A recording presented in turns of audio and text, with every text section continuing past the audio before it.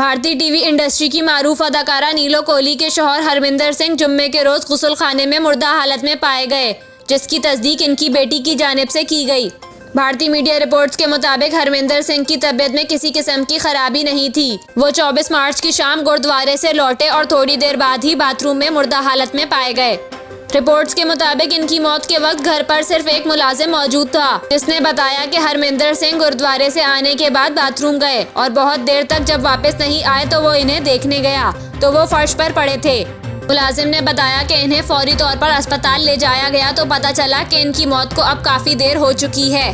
अदाकारा की बेटी ने मौत की तस्दीक करते हुए बताया कि वालिद की आखिरी रसूमात पीर के रोज अदा की जाएंगी, जबकि इनकी वालदा नीलो कोहली की हालत काफ़ी ख़राब है। तहम जिस वक्त ये हादसा पेश आया, इनकी वालदा काम के सिलसिले में बाहर थी। वाज़ेह रहे कि नीलो कोहली ने मुत्तहिद भारतीय टीवी ड्रामों में काम किया, जिनमें संगम, मेरे आंगने में, छोटी सरदारनी और मैडम सर शामिल हैं। इसके अलावा उन्होंने कई फिल्मों में भी काम किया, जिनमें हाउसफुल 2, हिंदी मीडियम और पटियाला हाउस शामिल हैं।